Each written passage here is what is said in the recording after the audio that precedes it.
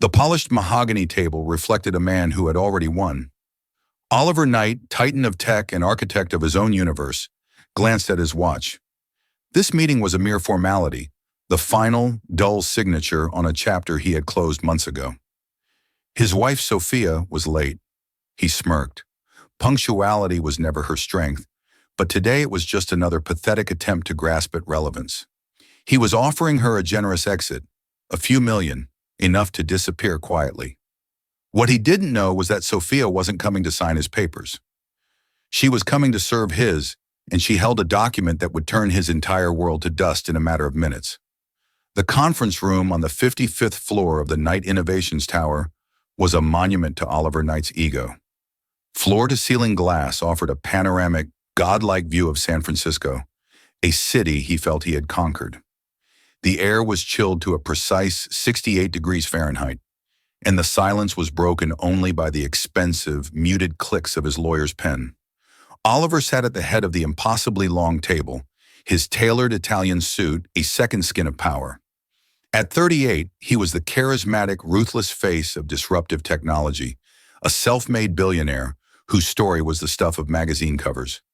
"Are we sure she's coming?" Oliver asked, his voice laced with impatience. He didn't look at his lawyer, Martin Abernathy, but at the Golden Gate Bridge, a tiny toy in the distance. Martin, a man whose expensive suit and nervous energy were paid for by Oliver's utter lack of patience, cleared his throat. "Her counsel confirmed, Mr. Knight. 10 o'clock sharp. She's 10 minutes late." Oliver scoffed. Typical. Probably trying to build some sort of pathetic suspense. Does she think delaying this changes the outcome? He finally turned, his cold blue eyes pinning Martin to his chair. "Remind me again, Martin. The prenup. It's not just ironclad, it's forged in the fires of hell, correct? No loopholes, no emotional distress clauses, no, he became a monster, escape hatches? It is, as you requested, the most restrictive prenuptial agreement our firm has ever drafted," Martin affirmed, tapping a thick, leather-bound document. "She gets the settlement we outlined, $5 million, tax-free. In exchange, she waives all rights to any assets, shares, properties, or intellectual property acquired before or during the marriage. Her signature on this divorce decree makes that settlement final. She walks away, and you never have to see her again." $5 million, Oliver mused, a cruel smile playing on his lips. It sounded like a lot of money to most people. To him, it was less than the depreciation on his private jet in a fiscal quarter. It was an insult, gift-wrapped as generosity. It was his final message to Sophia. "You were a temporary part of my life, and this is your severance package." Their marriage had been a strategic acquisition, or so he'd seen it. Sophia was beautiful, intelligent, from a good but not wealthy family, and possessed a quiet grace that made him look stable, grounded. She was the perfect accessory for the galas, the investor meetings, the charity boards. For 5 years, she played her part perfectly. She managed their homes, hosted his insufferable business partners, and tolerated his increasingly long absences and cold indifference. The problem was, she had started to believe the marriage was real. She had wanted a partner, not a proprietor. She had started questioning his business ethics, his treatment of his employees, and, worst of all, his fidelity. Her quiet disappointment became a constant, suffocating presence. So he had decided to liquidate the asset.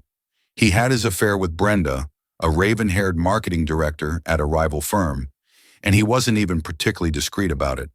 He wanted Sophia to find out. He wanted her to break, to file for divorce, to make it easy for him. And she had. The day she confronted him, tears streaming down her face, he had felt nothing but relief. He had already had Martin Abernathy on standby.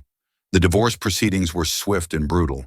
He had frozen her credit cards, barred her from their primary residence, and communicated only through lawyers. He was making a statement. "You do not question Oliver Knight." "Good," Oliver said, snapping back to the present. "Let's get this over with. I have a tea time at 11:30, and I intend to make it." He leaned back, the picture of untouchable power, a king in his castle in the sky. He envisioned the moment Sophia would walk in, defeated. He pictured her tired, sad eyes, the slight tremor in her hand as she signed away her life with him. He would be magnanimous, perhaps even offer a hollow, "I wish you the best." It would be the final perfect scene in the drama of his glorious ascent, a minor character exiting the stage so the hero could continue his journey. He was so engrossed in this self-congratulatory fantasy that he almost didn't notice the conference room door swing open. But it wasn't a timid, tear-stained woman who entered. The woman who stood in the doorway was someone he barely recognized. Sophia Knight walked into the room not like a victim entering a slaughterhouse, but like a queen reclaiming her throne. The mousy, elegantly but safely dressed woman he had cast aside was gone. In her place stood a vision of pure, unadulterated resolve. She wore a tailored navy blue Dior dress that was both professional and fiercely stylish. Her hair, once always in a soft, gentle style, was pulled back into a sleek, severe ponytail that highlighted the sharp, determined set of her jaw. Her eyes, once warm and forgiving, were now cool and clear, like chips of ice. But it wasn't her clothes or her demeanor that struck Oliver dumb. It was the gentle, unmistakable swell of her abdomen beneath the expensive fabric. Sophia was pregnant. The air in the room seemed to crystallize, then shatter into a million silent pieces. Oliver's mind, a machine of ruthless efficiency, sputtered to a halt. Pregnant? How? They hadn't been intimate in months. His thoughts raced, a chaotic jumble of dates and possibilities. It had to be 4, maybe 5 months ago, before Brenda, before he had emotionally and physically abandoned the marriage entirely. A cold, venomous fury coiled in his gut. This was a trick, a desperate, last-ditch play for sympathy and a bigger settlement. "Sophia," he said, his voice dangerously low. "A bit of theater for the final act? It's a bold move, I'll grant you that." Sophia didn't flinch. She walked gracefully to the opposite side of the table and took her seat, placing a slim briefcase beside her. Her lawyer, an older stoic woman named Ms. Diana Finch, sat next to her, her face an unreadable mask. "Hello, Oliver," Sophia said, her voice even and devoid of the emotion he expected. "I'm not here for theater." She looked directly at him, and for the first time he felt a tremor of uncertainty. "And I'm not here to contest the prenup?" This threw him completely. Martin Abernathy shifted in his seat, exchanging a confused glance with Oliver. The pregnancy was the ultimate leverage. A child, his child, changed everything. Child support, trust, a lifetime of connection he had been so eager to sever. For her to say she wasn't contesting the prenup was like a soldier showing up to a gunfight and immediately unloading their own weapon. It made no sense. "You're not?" Martin stammered. "Mrs. Knight, with all due respect, the circumstances have clearly changed. The existence of a child—" "The child is my business," Sophia cut in, her tone sharp as glass. "And he or she will be well taken care of. What we are here to discuss today is business of a different nature." Oliver laughed, a harsh, humorless sound. "What business? Your business is signing that document. Take the $5 million and go. Or don't and get nothing. That's the only business on the table." Sophia simply smiled, a small, chilling curve of her lips that didn't reach her eyes. "You're mistaken, Oliver. Your prenup, your settlement, they are all predicated on a fundamental assumption that the assets you're protecting are actually yours to protect." She reached down and opened her briefcase. Oliver watched, a sense of surreal detachment washing over him. This wasn't the broken woman he had exiled. This was a stranger, a formidable opponent he hadn't anticipated. What could she possibly have? Old love letters? A compromising photo? It was all meaningless. His wealth was a fortress, impenetrable and absolute. Ms. Finch slid a single file across the table towards Martin Abernathy. It was thin, unassuming. "We will not be signing your divorce decree today, Mr. Knight," Ms. Finch said, her voice calm and authoritative. "Instead, we are here to execute a different legal instrument, one that takes precedence over your prenuptial agreement, and indeed, over this entire proceeding." Martin Abernathy opened the file. His eyes scanned the first page. His face, usually a carefully controlled mask of professional detachment, slackened. The color drained from his cheeks. He looked up, first at Ms. Finch, then at Oliver, his expression a mixture of disbelief and sheer panic. "Oliver," Martin whispered, his voice barely audible. "What is this?" Oliver snatched the paper from his lawyer's trembling hand. His eyes fell on the title at the top of the page, elegantly typed in a formal script. It was not a lawsuit. It was not a settlement offer. It was titled, "The Last Will and Testament of Walter Knight," his father, the man who had been dead for over a year. A silence, thick and heavy as lead, descended upon the room. Oliver stared at his father's name, the formal lettering seeming to mock him from the page. Walter Knight, the man whose shadow Oliver had spent his entire life trying to outrun, the man whose approval he'd craved and scorned in equal measure. Walter, the brilliant but unambitious engineer who had tinkered in his garage for decades, content with patents that earned a modest living rather than building an empire. Oliver's empire. "This is a joke," Oliver finally spat out, tossing the document onto the table as if it were contaminated. "My father's will was executed a year ago. I was the sole heir. Everything was settled. This is a forgery, a pathetic, desperate attempt at, I don't even know what." Sophia leaned forward slightly, her hands clasped calmly on the table. "It's not a forgery, Oliver. It's a codicil, a final, superseding will, signed and witnessed 2 weeks before his death. A will he entrusted to me, not you." The statement hit Oliver like a physical blow. His father and Sophia had been close. He'd initially encouraged it, seeing it as a way to outsource the familial duty of paying attention to the old man. Walter had been charmed by Sophia's genuine interest in his work, her patience for his long stories. They'd often sit in the garden for hours, talking while Oliver was closing deals and conquering markets. He had seen their bond as harmless. Now it seemed it had been a conspiracy brewing under his own roof. "Why would he do that?" Oliver demanded, his voice rising. "Why would he give you his will?" "Because he knew you," Sophia said simply, her words cutting deeper than any shout. "He saw what you were becoming, and he wanted to build a firewall, a failsafe to protect his legacy from the one person he knew could destroy it, his own son." Martin Abernathy, having regained a sliver of his composure, cleared his throat and adopted a legalistic tone. "This is highly irregular. A will appearing at this stage. It needs to be verified, probated. It changes nothing today. The matter at hand is the dissolution of the marriage based on the pre-existing—" "The matter at hand," Miss Finch interrupted, her voice like steel, "is the immediate transfer of controlling interest in Knight Innovations. I believe you'll find the codicil is quite specific." Just then, the conference room door opened again. An elderly, distinguished-looking man with a kind face and sharp eyes entered. He carried a leather satchel and moved with an unhurried, deliberate air. "Mr. Peterson," Sophia said with a nod of respect. "Thank you for coming." Oliver recognized him. Andrew Peterson, his father's lifelong friend and personal attorney. The man he'd unceremoniously dismissed after his father's death in favor of a high-powered corporate firm like Martin's. "Oliver," Mr. Peterson said, his tone gentle but firm, "I am the executor of your father's final estate, as stipulated in this document.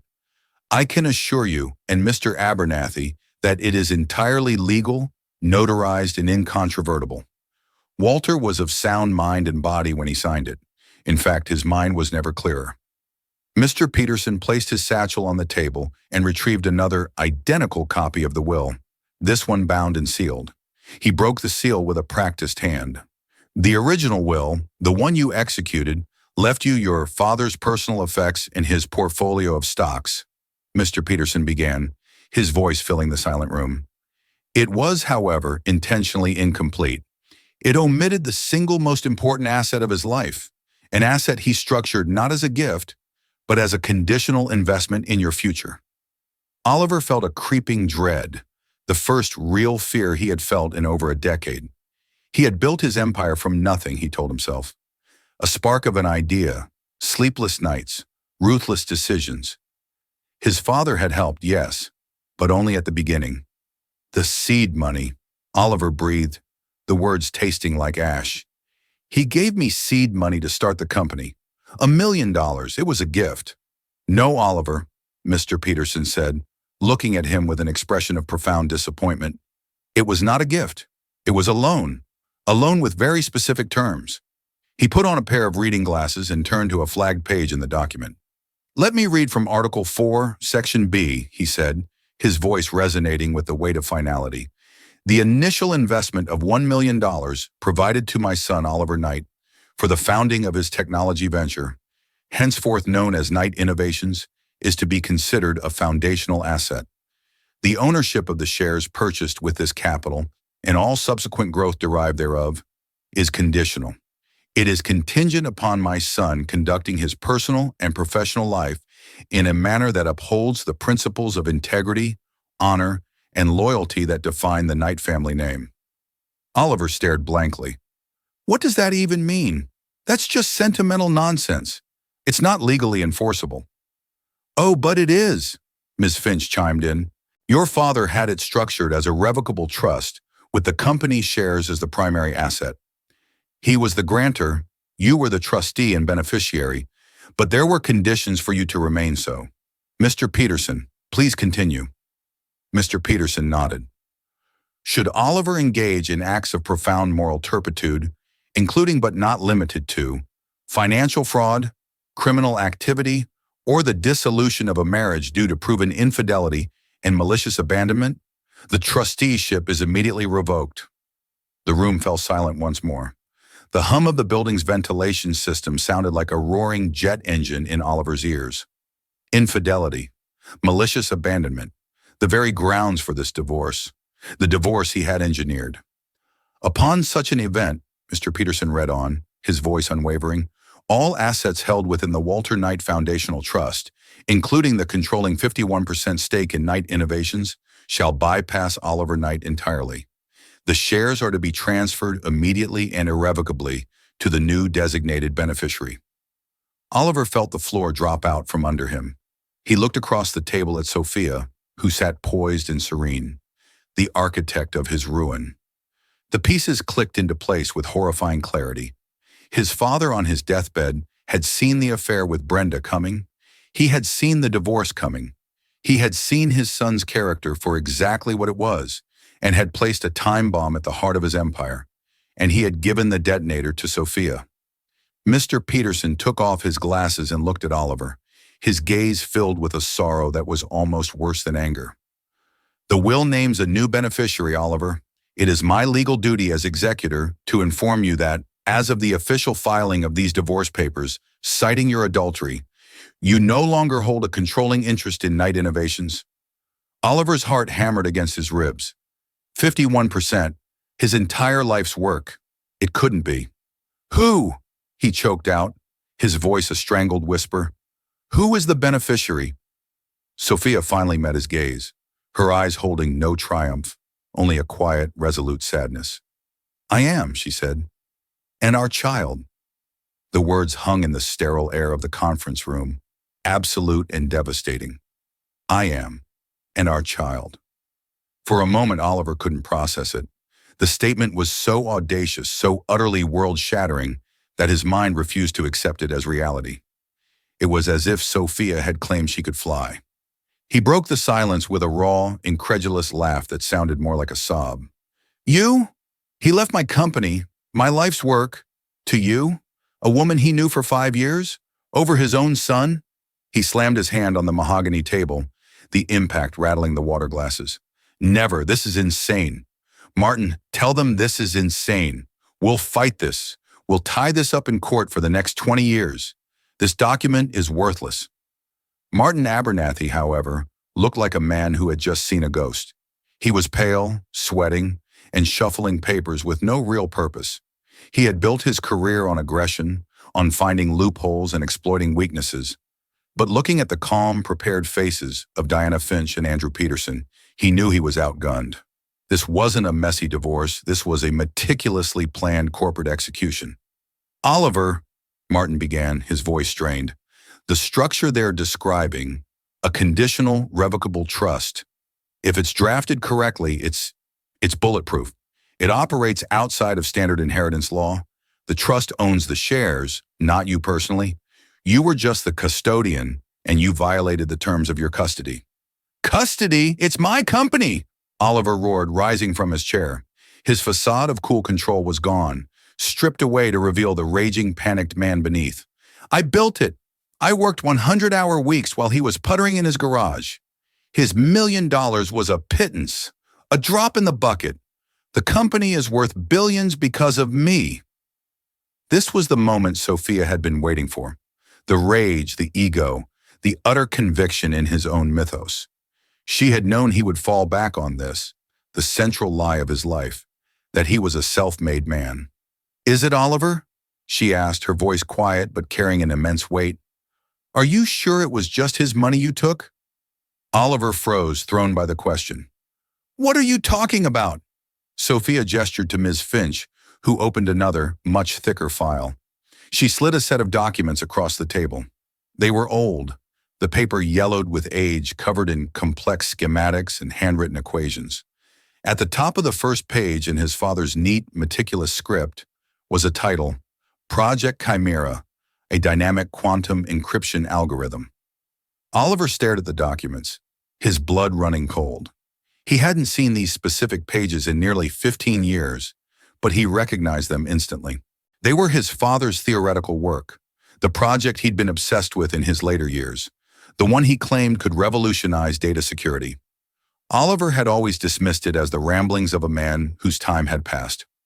Your first breakthrough product, Sophia said, her voice a steady, damning narration.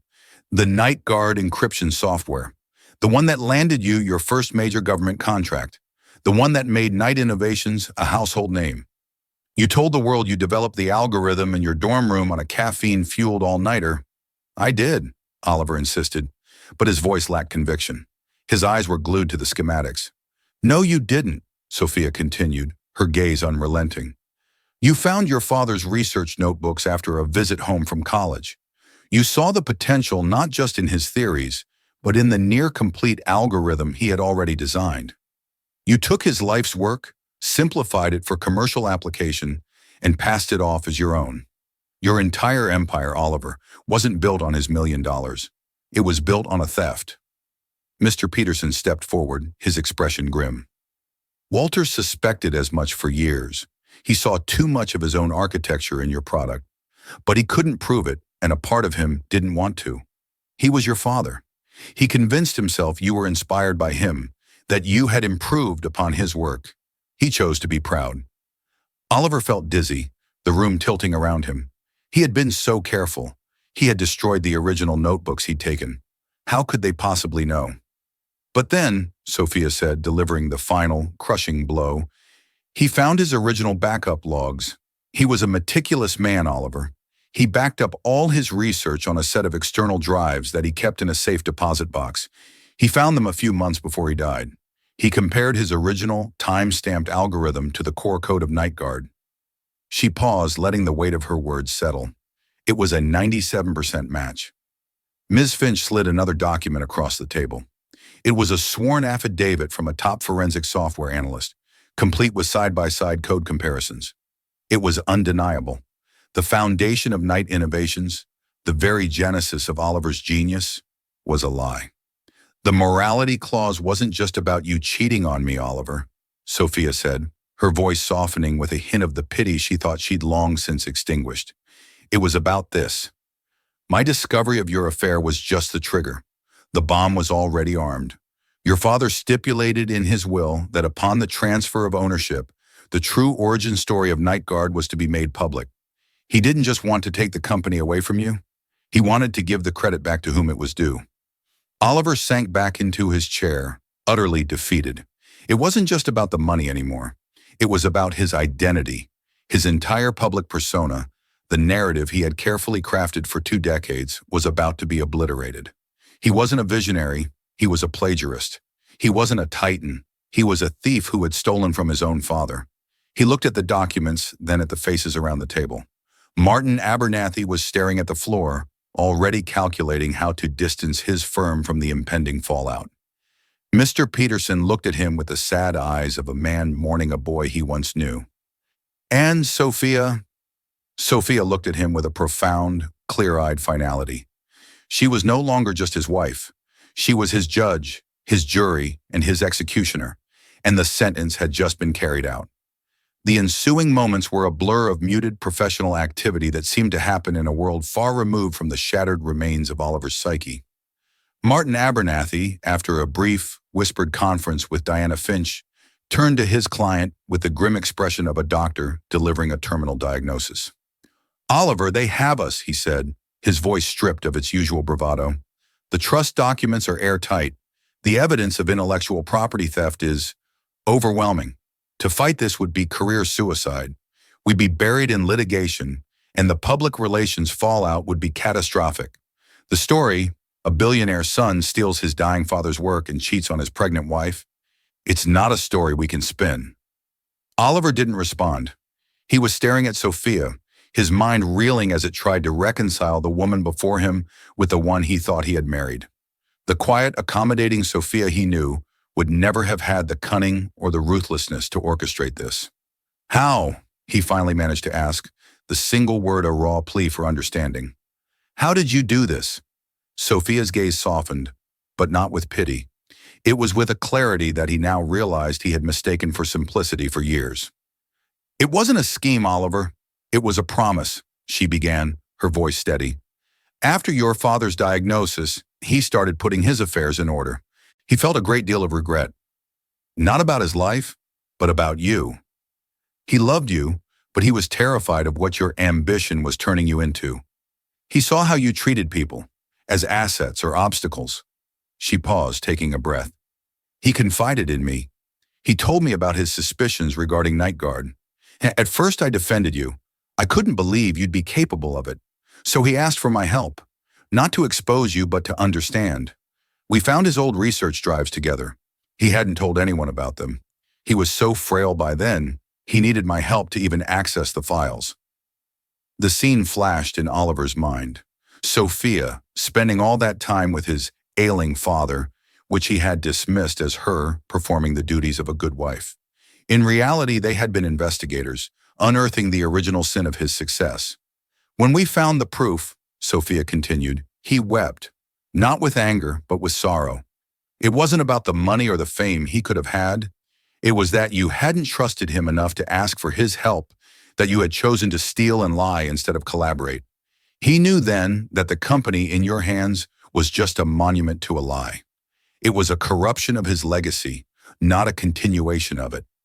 That's when the plan was born, not out of vengeance, but out of a desperate need to preserve the integrity of his life's work. He didn't want to destroy you, Oliver. That was his conflict. He wanted to give you a chance to redeem yourself. That's what the morality clause was truly about. He hoped you would be a good husband, a good man. He hoped you would honor your vows to me, because in doing so, you would prove you were capable of honor in other things. Your marriage was his final test for you, and you failed." Mr. Peterson picked up the narrative. "Walter called me a few weeks before the end. He was lucid and determined. He instructed me to draft the codicil. He made Sophia the beneficiary because he had grown to see her as the daughter he never had. He trusted her judgment, her integrity, and her heart. He knew she would run the company with the ethical principles he had always valued, and he wanted his grandchild to be raised with that legacy, not one built on deceit. The pieces all fit. The late-night calls between Sophia and his father, her sudden interest in the company's founding story, the way she'd look at him sometimes with a sadness he could never decipher. He had seen it all as weakness, as sentimentality. He had been blind. While he was building an empire of glass and steel, she and his father had been quietly building his cage, and he had willingly walked into it, baited by his own arrogance and infidelity. "So the affair with Brenda—" "You knew," Oliver stated, the realization dawning. It wasn't a question. "I suspected for months," Sophia confirmed, her voice devoid of malice. "But when I found concrete proof, I knew the condition of the trust had been met. It was my duty to your father, and to my unborn child, to act. Filing for divorce on the grounds of your infidelity wasn't just the end of our marriage, it was the key that unlocked his will." Oliver looked down at his hands, resting on the table that felt like it belonged to someone else now.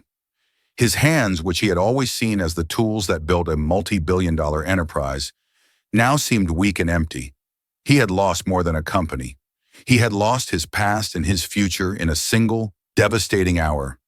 He had been playing checkers while Sophia had been playing a game of chess he never even knew existed. Ms. Finch slid a final set of documents across the table.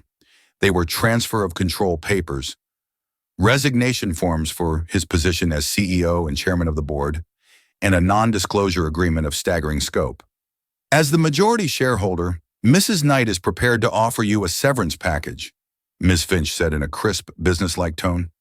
It is ironically the same $5 million you offered her. A clean break. You sign these, you walk away with the money, and you agree to never publicly contest this matter. If you refuse, we will proceed with a civil lawsuit for intellectual property theft and release all our findings to the press. The choice is yours, Mr. Knight. The ultimate humiliation, to be given the same dismissive pittance he had so arrogantly offered his wife. It was poetic, it was brutal, and it was checkmate. Oliver picked up the pen. His hand was shaking. He looked across the table one last time at Sophia. Her expression was unreadable. She was the mother of his child, the woman he had once promised to love, and the architect of his complete and utter annihilation. The scratching of the pen against the thick, expensive paper was the only sound in the room. Each stroke of Oliver's signature was a concession, an admission of defeat, a nail in the coffin of the life he had built. He signed away his title as CEO. He signed away his chairmanship. He signed away his right to the company he had named after himself, the company that was inextricably linked with his identity. With the final document, a sweeping NDA that effectively gagged him for life, he pushed the stack of papers back across the table. It was done. He felt hollowed out, a ghost in his own life. The panoramic view from the 55th floor no longer looked like his kingdom. It looked like a dizzying, terrifying drop. Is that all? He asked, his voice a dry rasp. For now, Miss Finch replied, gathering the documents with an air of finality. The funds will be transferred to your account within 24 hours. A security detail will escort you to your office to collect your personal belongings. You have 1 hour. After that, your access credentials will be revoked. 1 hour. An hour to dismantle a life. Oliver stood up, his legs unsteady. He didn't look at Sophia. He couldn't. To look at her now would be to see the full scope of his own failure reflected in her calm, victorious eyes. He turned and walked toward the door, his movements stiff and robotic. Martin Abernathy scurried after him, muttering useless apologies and promises of appeals he knew would never happen. As his hand touched the doorknob, Sophia's voice cut through the silence one last time. Oliver. He stopped, his back still to her. Your father left you something else, she said. A personal letter. Mr. Peterson has it for you. Mr. Peterson stepped forward and offered a simple, sealed white envelope. Oliver took it without a word, the paper feeling strangely heavy in his hand. He didn't open it. He simply clutched it, turned the knob, and walked out of the room, leaving his empire behind. The walk to his office was a surreal journey through a world that was no longer his. Employees averted their gazes, whispering as he passed. The news was already spreading through the corporate grapevine with the speed of light. The king had been deposed. He could feel their stares on his back, a mixture of shock, fear, and for some, he was sure, a grim satisfaction. He had not been a beloved leader. He had been a feared one. Inside his palatial corner office, the 2 security guards stood impassively by the door. He looked around at the curated symbols of his success, the awards on the shelves, the photos of him with grinning politicians and celebrities, the abstract art he'd bought because it was expensive, not because he liked it. It was all a stage set, and the play was suddenly over. He sat in his leather chair, the one that had felt like a throne just hours ago, and finally looked at the letter. His hands trembled as he tore open the seal. It was his father's familiar handwriting, slightly shaky from his illness, but clear and deliberate. Oliver, if you are reading this, then my greatest fears have come to pass. I hope you understand that what has happened today was not born of malice, but of a father's broken heart. I gave you every advantage, every opportunity, but the one thing I could not give you was character. I have watched you chase success with a hunger that has consumed your soul. You mistake wealth for worth and fear for respect. You built a magnificent house, son, but on a rotted foundation. The lie about the algorithm, it ate at me for years. Not because I wanted the credit, but because I knew that a man who could steal from his own father and feel no remorse could justify any sin. I did not do this to punish you, but to save you. Perhaps, stripped of the wealth and power that has insulated you from consequence, you might find what is truly valuable. Perhaps you might one day become a man your child can be proud of, not for the money he has, but for the integrity he possesses. Sophia is a good woman, Oliver, far better than you deserved. She did not seek this, but she has the strength to carry the burden of this legacy and reshape it into something good. I have entrusted my life's work to her and to my grandchild. They are the future now. I have always loved you. I hope one day you can forgive me for doing what I thought was right. Dad. A single tear tracked down Oliver's cheek, then another. It wasn't a tear of sadness, but of pure, unadulterated rage. Rage at his father's sanctimonious sermonizing from the grave. Rage at Sophia's betrayal. Rage at his own monumental stupidity. He had underestimated them both, and in doing so, had authored his own destruction. He crumpled the letter in his fist. He stood up and with a guttural roar, swept his arm across his massive desk. The computer monitor, the family photos, the stupid, pretentious awards, they all went crashing to the floor in a symphony of destruction. The security guards took a step forward, but didn't intervene. The noise subsided, leaving only the sound of his own ragged breathing.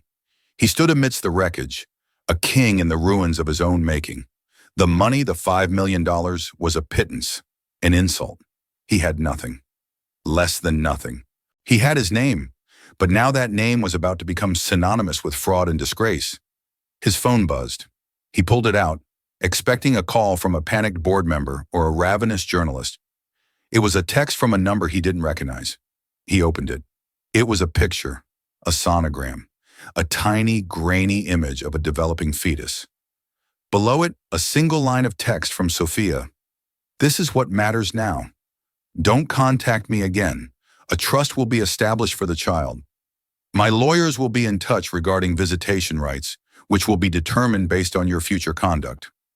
He stared at the image of the child he would never truly know, the heir to the fortune that should have been his. It was the final, devastating twist of the knife. She hadn't just taken his company.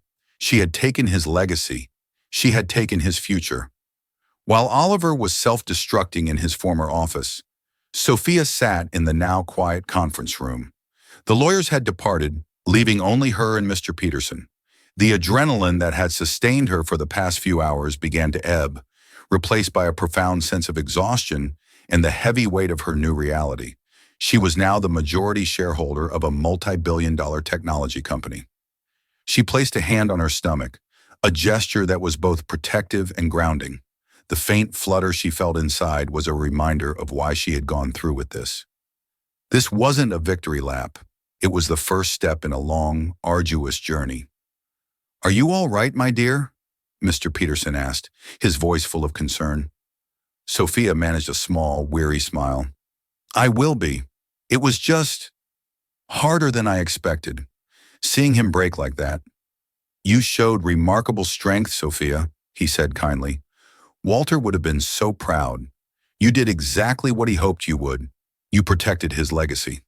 Now I have to figure out what to do with it," she sighed, looking out at the sprawling city. It was her view now, her responsibility. The plan she and Walter had discussed was a radical one. She had no interest in being a celebrity CEO or a ruthless corporate raider. Her vision was different. It was to transform Knight Innovations from a monument to one man's ego into an institution that reflected Walter's true spirit, ethical, innovative, and human-centric. "The first steps will be the most difficult," Mr. Peterson advised, sensing her thoughts. "The board will be in chaos. The investors will panic. The press will have a field day with the story. Oliver will not go quietly no matter what he signed." "I know," Sophia said, her resolve hardening. "That's why our first move has to be one of absolute transparency." Over the next few hours, sitting at the very table where her life had irrevocably changed, Sophia and Mr. Peterson outlined the initial strategy. Ms. Finch was called back in. They drafted an official press release, one that didn't shy away from the truth. It announced the change in ownership, citing the execution of the late Walter Knight's final will. It announced Sophia as the new controlling shareholder and interim chairwoman. And then came the most crucial part. The press release also announced that the company's foundational product, NightGuard, was based on the pioneering work of Walter Knight. It framed it not as a theft by Oliver, but as the company now formally crediting its visionary founder. It was a subtle but brilliant move, turning a story of scandal into one of posthumous justice. It preemptively controlled the narrative, painting Sophia as a steward of her father-in-law's true legacy, not a vengeful ex-wife. The second step was to stabilize the company. Sophia scheduled an emergency board meeting for the following morning. She knew they would be skeptical, hostile even.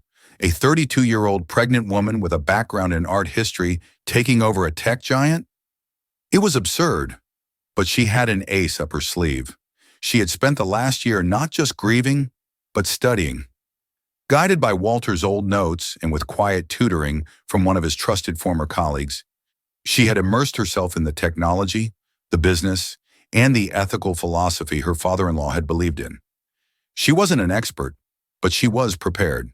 Her first act as chairwoman, she decided, would be to announce the creation of the Walter Knight Foundation for Ethical Technology, to be funded by 10% of the company's annual profits.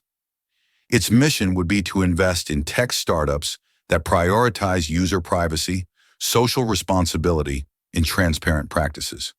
It was a direct repudiation of Oliver's profit at all costs mentality. That evening, Sophia left the tower not through the grand main entrance, but through a private exit. The news had already broken, and a swarm of reporters was camped out front. As she sat in the back of the car Mr. Peterson had arranged, her phone buzzed incessantly with calls and texts from friends, family, and people she hadn't heard from in years. She ignored them all. She went not to a lavish mansion, but to a modest, comfortable apartment she had leased months ago under a different name. It was her sanctuary, the place where she could shed the armor she had worn all day. As she sank into her sofa, the reality of her solitude hit her. She had won. She had secured her child's future and honored the wishes of a man she had come to love like a father. But she was alone. The path ahead was daunting, filled with powerful enemies and immense pressure. She placed her hands on her belly again. The flutter was stronger this time. It was a promise, a reminder. She wasn't truly alone. She had a reason to fight, a reason to build something better from the ashes of Oliver's lies. She was no longer just Sophia Knight, the discarded wife. She was a guardian of a legacy and the mother of its future, and her work was just beginning. 6 months later, the name Knight Innovations was still on the tower, but the soul of the company had been completely remade. The initial fallout had been tumultuous, just as Mr. Peterson had predicted. The stock plummeted. The media circus was relentless, feasting on the salacious details of the billion-dollar divorce will. Oliver, despite the NDA, had his new PR team leak anonymous stories painting Sophia as a manipulative gold digger and him as the tragic victim. But Sophia did not engage in the mudslinging. She did exactly what she said she would. She was transparent, calm, and decisive. At the first board meeting, she had faced down a room of hostile, skeptical old men. She didn't try to pretend she was a tech genius like Oliver. Instead, she spoke of vision, ethics, and legacy. She presented her plan for the foundation, her commitment to a new transparent company culture, and her strategy to invest in long-term, sustainable innovation rather than short-term market hype. She announced she was initiating a search for a new CEO, a visionary who shared these values, making it clear she intended to be a guiding owner, not a day-to-day manager. Her quiet confidence and clear, well-researched plan had slowly won over the more pragmatic members of the board. The story of Walter Knight's genius, posthumously revealed, had captured the public's imagination. Sophia was interviewed by a major publication, where she spoke movingly of Walter's passion and principles. She wasn't the villain, she was the protector of a beloved father figure's legacy. Public sentiment began to shift. The narrative changed from a bitter divorce to a story of justice and a company returning to its noble roots. Oliver, meanwhile, became a pariah. The story of the intellectual property theft confirmed by leaked internal documents, made him toxic in the tech world. No venture capitalist would touch him. His supposed friends and allies abandoned him overnight.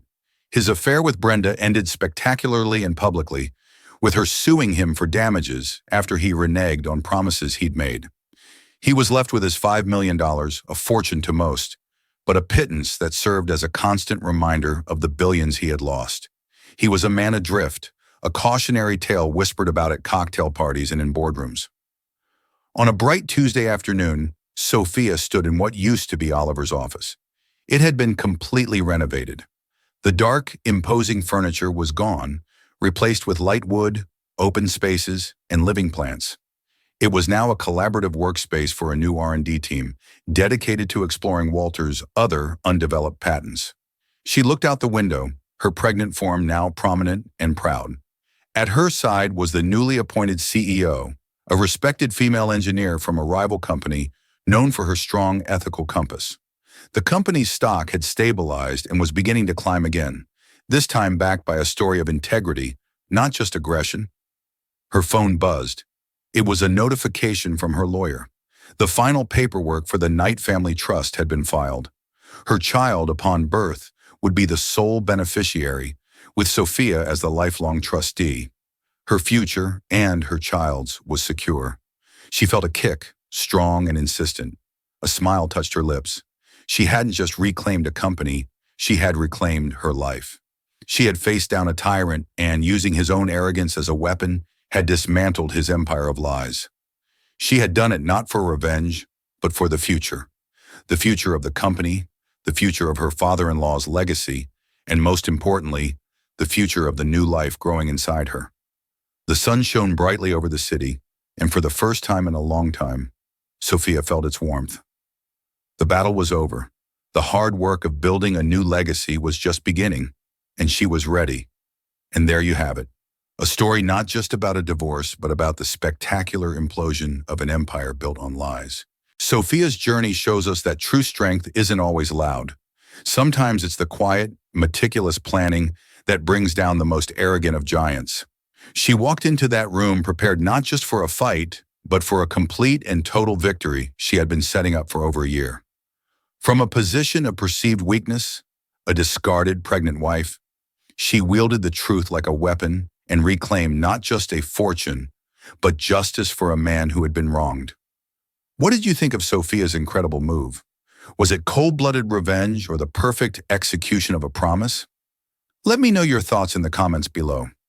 If you love stories of sweet justice and epic twists that keep you on the edge of your seat, then make sure to hit that like button, share this video with someone who would love it, and most importantly, subscribe to the channel and turn on notifications so you don't miss our next story.